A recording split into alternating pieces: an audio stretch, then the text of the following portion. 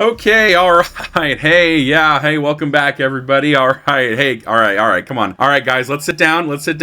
All right, we're going to get started here in just a second here. All right, thank you all for coming. Okay, so here's how this is going to work. I have some thoughts before seeing the movie, then you'll hear my first reactions right out of the theater, then I'll end with some more structured thoughts after some time to think about it. So I'm seeing The Mandalorian and Grogu tonight, or Thursday night when you're watching this. It's not a paid Disney special screening. My theater just does early screenings for new movies. I paid to see the movie all by myself, and I'm not going in with any bias aside from thinking that the movie looks decent. Oh, but that's a problem, right? Haven't you heard? Nobody cares about this movie or Star Wars at all anymore. I just want to make sure that you know very clearly that nobody cares about this movie, and if you're not going into this movie wanting to hate it, then you're being paid by Disney. Okay, I'm glad we cleared that up. As fun as it will be to see a new Star Wars movie in theaters for the first time in 7 years, for what it is, I'm not exactly expecting to be blown away. That's mainly due to the fact that The Mandalorian had a real dip in quality after Season 1. Season 2 became a series of backdoor pilots for other shows, and Season 3 was more focused, but ultimately not as interesting. Lucasfilm has put themselves in kind of a tough corner with releasing this movie at this time. Part of the reason there's less enthusiasm about this movie is the fact that it is a continuation of a streaming show which has gone on for 3 seasons, with not that much to set it apart as a theatrical release. On one hand, I think that having these live-action Star Wars series is a good way to experiment in a lower stakes environment. Not only with the shows being lower budget, but also with frequent releases, you can hopefully look forward to the next one if you didn't like the last one. On the other hand, it has led to overexposure. There is more Star Wars material to go through now than a lot of people have the time or the tolerance for, before even considering how repetitive a lot of it can be. If you're even remotely interested in keeping up with Star Wars at this point, your homework is over a dozen TV series across live action and animation, varying wildly in tone and style. Thankfully, you don't need to have seen all or even most of that stuff to enjoy any given Star Wars movie,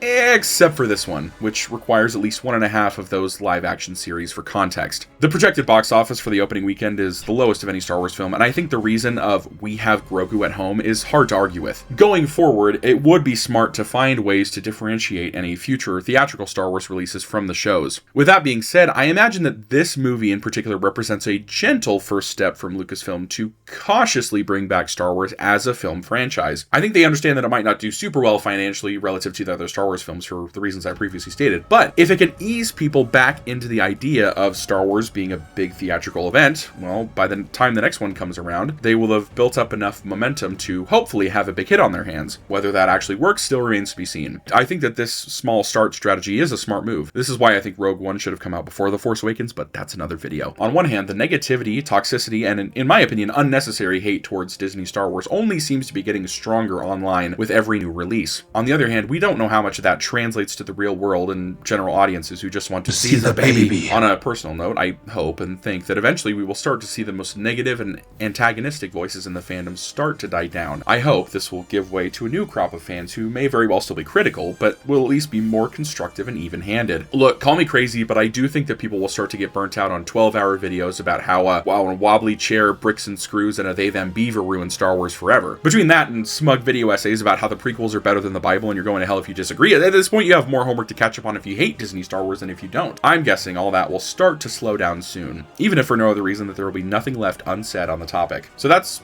pretty much where I'm at going into The Mandalorian and Grogu.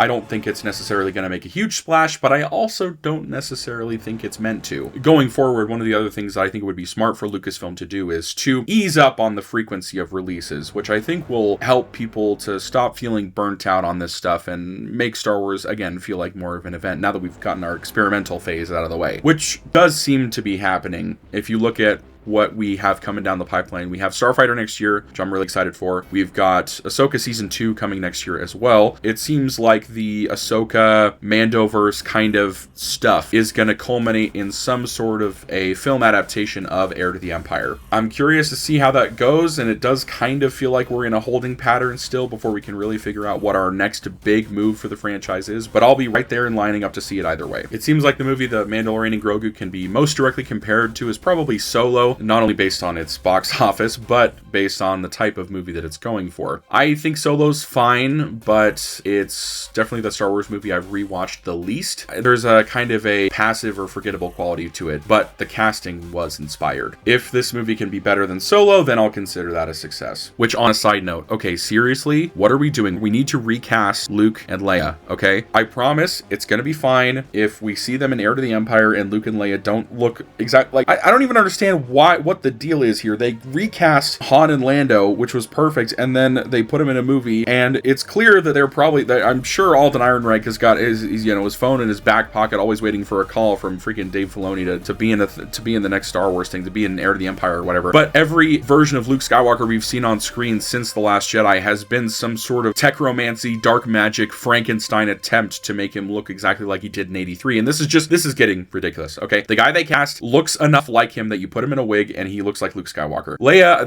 they can get Billie Lourd to do it if she wants to not have a life other than this, if she doesn't have anything else that she's got going on. Or you can just recast it and just please, okay, it's time to just actually recast the original trilogy characters. We've got Han, we've got Lando. Chewbacca is obviously a guy in a suit, that's easy. R2-D2 is now an actual droid. They don't even need to shove a midget in him anymore like it's William Afton. Like, come on, please, we're ready for this. Let's just do it. If they try to CGI deep fake Luke, Leia, or Han, or anybody in this Heir to the Empire thing, I'm actually going to riot, okay? Let's just make that clear. Okay, I'm being told by the movie theater employees that I need to stop ranting and actually go inside because the movie's about to start, so I'll see you later.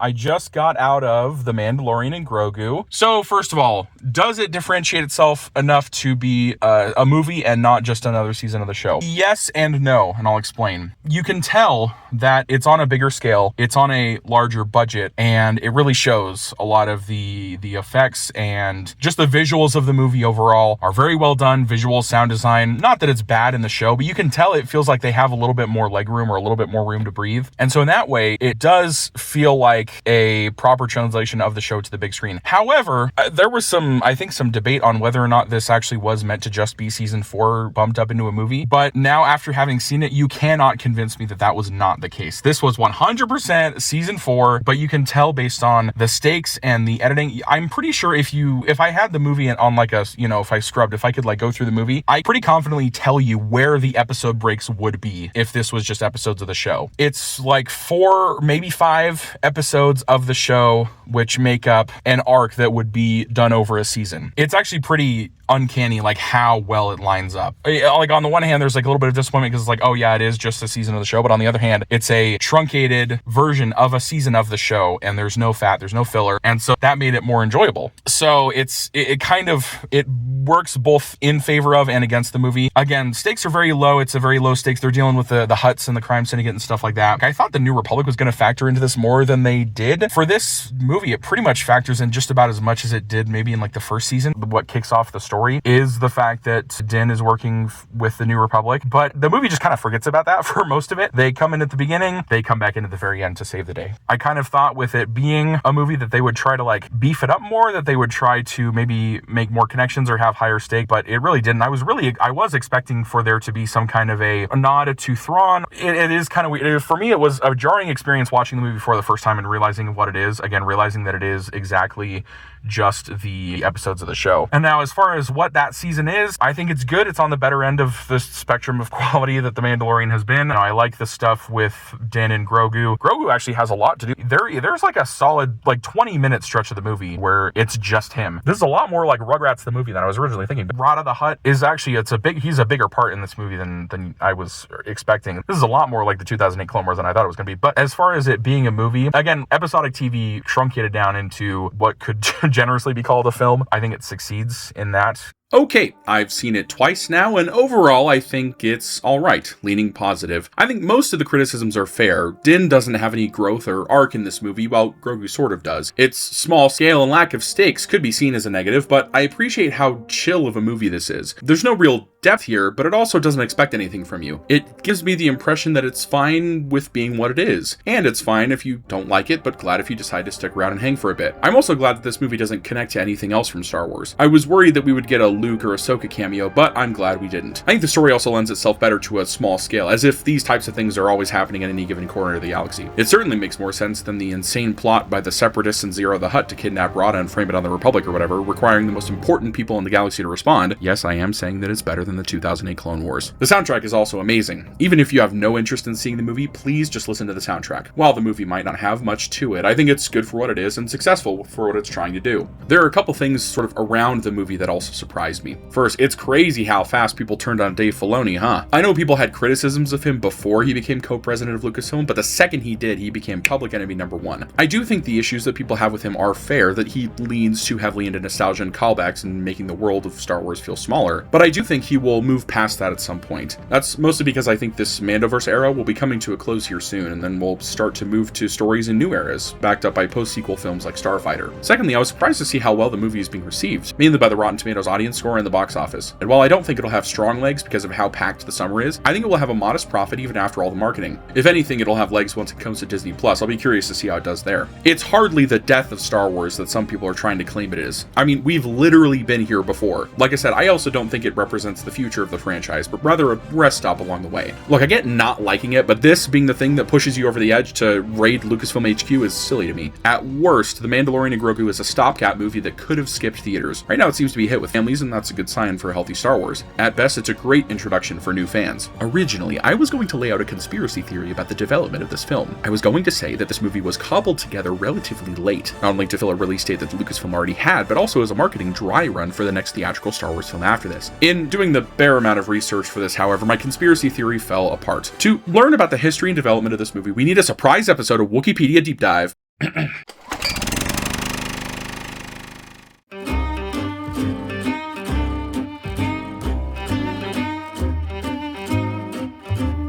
Development. Dave Filoni and Jon Favreau have a new vision, continuing on with a Mandalorian movie.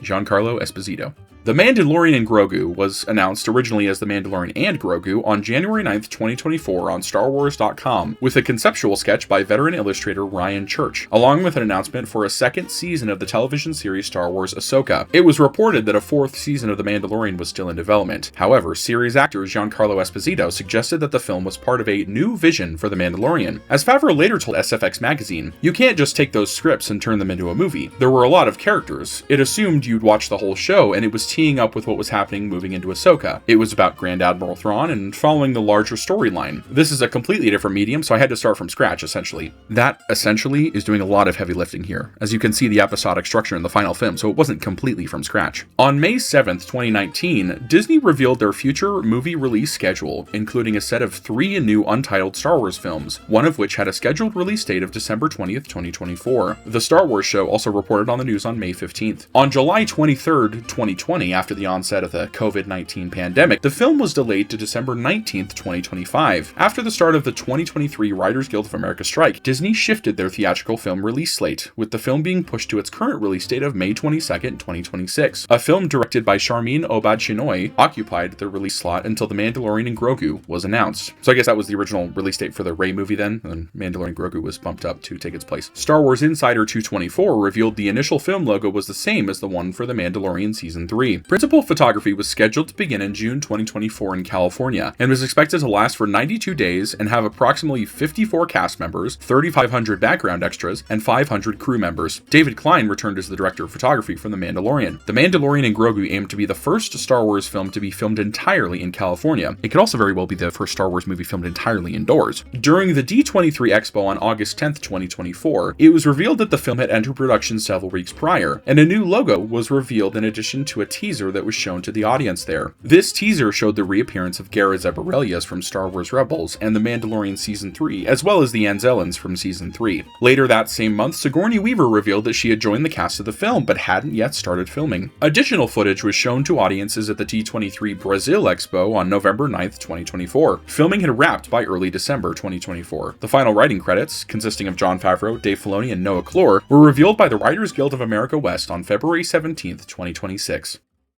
But like all the best conspiracy theorists, I now have to just move the goalpost and simply explain how I was right all along. While this movie was never going to be Mando Season 4, as that was too heavily woven into Ahsoka and presumably building up to the Heir to the Empire thing, I wouldn't be surprised if this script was put together based on cut ideas or episode outlines from Season 3. Specifically Season 3, because that one isn't really connected to any other show, or even the previous seasons. Din working with the New Republic and Zeb are both shown there, so it's either cut episodes from Season 3, or a coda of sorts drawn out from the end of Season 3. I think the opening was made specifically for the movie, as it wouldn't fit into the show and is clearly a reintroduction to Din and Grogu, like the way it's shot and everything. Also because the hunt for Imperial warlords takes a backseat to the Hutts about halfway through the film. You know, I'm always tempted to treat any new Star Wars project that doesn't set the world on fire as some kind of an experiment. It makes watching it more interesting for me if it somehow foreshadows a future release. Not with lore, mind you, but with technological advancements, filmmaking techniques, and even marketing strategy. Now, obviously, Lucasfilm learns from each project they make, but all the interesting development stuff happened back during the development of The Mandalorian Season 1. The theatrical feature films already used the volume technology, and The Mandalorian and Grogu had a more modest $166.4 million budget. Like it or not, this movie does represent a culmination of all the work done on the Disney Plus series. Now it's full steam ahead onto a possible Mando Season 4, Ahsoka Season 2, and building up to this Heir to the Empire movie, which we'll talk about next time.